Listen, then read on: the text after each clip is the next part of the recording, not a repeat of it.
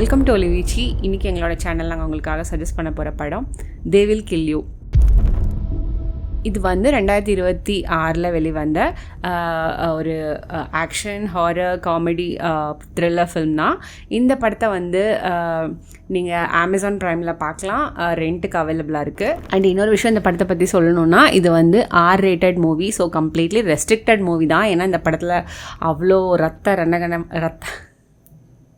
இந்த படத்தில் வந்து அவ்வளோ ரணகலமாக இருக்குது. ஸோ இதை வந்து கண்டிப்பாக குழந்தைங்கள வச்சுட்டு பார்க்காதீங்க.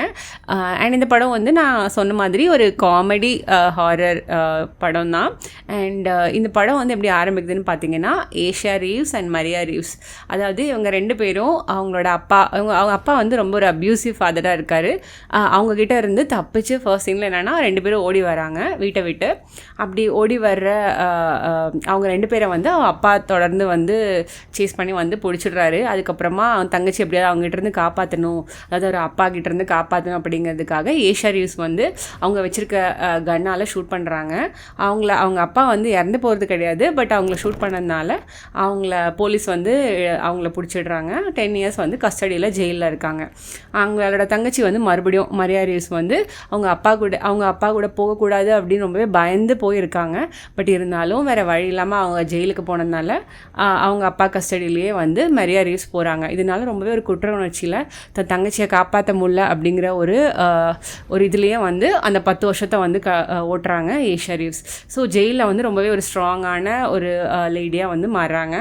நிறையா வந்து எல்லாரையும் அட்டாக் பண்ணுறது ரொம்பவே இந்த படம் மொத்தமாகவே பார்த்தீங்கன்னா ஃபுல்லாக ஆக்ஷன் த்ரில்லர் தான். ஏஷியா ரீவ்ஸோட பர்ஃபார்மன்ஸ் தான் நீங்கள் ஃபுல்லாக பார்ப்பீங்க. அந்த மாதிரி ஒரு ஆக்ஷன் படம் தான் இது. பட் இந்த படம் ஃபுல்லாக காமெடி வேலை சொல்லியிருப்பாங்க.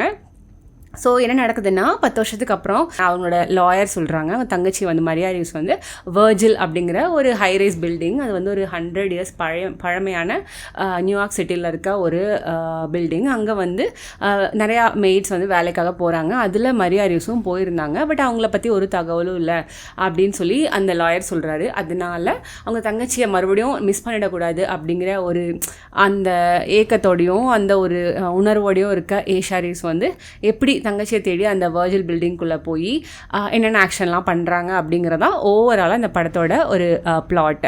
ஸோ அவங்க வந்து அந்த மாதிரி அந்த பில்டிங்குள்ளே வர்ஜில் பில்டிங் பற்றி சொல்லணுன்னா, நான் ஏற்கனவே சொன்ன மாதிரி இது ஒரு 100 years பழமையான பில்டிங். அந்த பில்டிங் வந்து ரொம்பவே ஒரு ஃபுல்லாக பெரிய பெரிய லாக்ஸ் எல்லாம் போட்டு ரொம்ப என்ன சொல்கிறது, ஒரு கஸ்டடியில் உள்ளே போனால் யாரும் வெளியிலே தன்னால் தப்பிச்சு வர முடியாதுங்கிற அளவுக்கு அந்த பில்டிங் வந்து ரொம்ப ஸ்ட்ராங்காகவும் ரொம்ப வந்து ஃபுல்லாக கவர்டாகவும் இருக்குது அந்த பில்டிங்.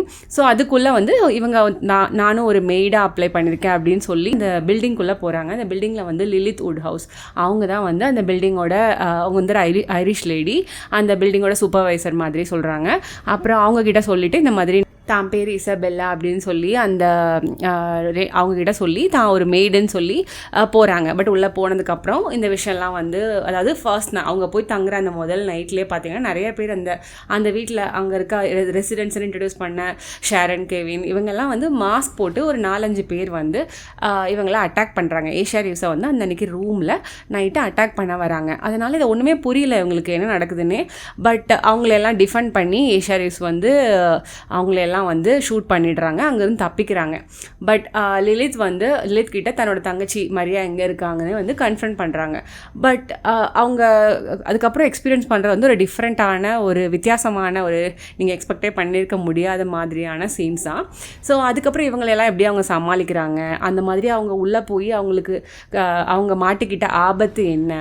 பிகாஸ் அது பேசிக்லி பார்த்திங்கன்னா சாத்தான வழிபடுற ஒரு ஆளுங்கள்லாம் இருக்கிற ஒரு பணக்கார ஆளுங்கள்லாம் இருக்கிற ஒரு பில்டிங். ஸோ அந்த பில்டிங்குள்ளே போலீஸோ இல்லை வேறு யாரும் வந்து நுழைய முடியாது, அவங்க வந்து பணக்காரங்கிறதுனால. அண்ட் ஆல்சோ வந்து அவங்க வந்து இந்த சாத்தானை வழிபடுறதுனால அவங்கள கொல்றதும் அவ்வளோ ஈஸி இல்லை. அது என்ன கஷ்டமான விஷயம். அப்புறம் அவங்கள எப்படி சமாளிக்கிறாங்க, தன்னோட தங்கச்சி மரியாவை எப்படி காப்பாற்றுறாங்க அப்படிங்கிறதான் இந்த படத்தோட இன்ட்ரெஸ்டிங்கான ஸ்டோரி.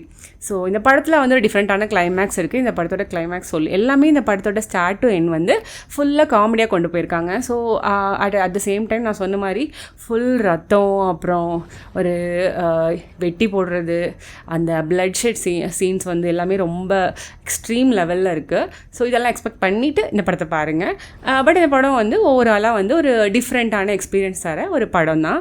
அண்ட் இந்த கிளைமேக்ஸ் நான் சொன்ன மாதிரி அவங்க தங்கச்சி மரியாவை எப்படி காப்பாற்றுறாங்க அப்படிங்கிறது தான். ஸோ படம் வந்து 95 மினிட்ஸ் தான் இருக்குது. இந்த படம் வந்து ரொம்ப ஸ்பீடாகவே டக்குன்னு முடிஞ்ச மாதிரி தான் இருக்கும். ஸோ இந்த படத்தை ஃபேமிலியோடு இருந்து கண்டிப்பாக பார்க்காதீங்க. நான் இது மறுபடியும் ரிப்பீட் பண்ணுறேன்.